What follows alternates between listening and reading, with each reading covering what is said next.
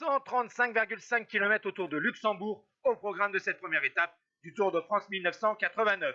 Au premier kilomètre, Soren Lilholt est sorti du peloton.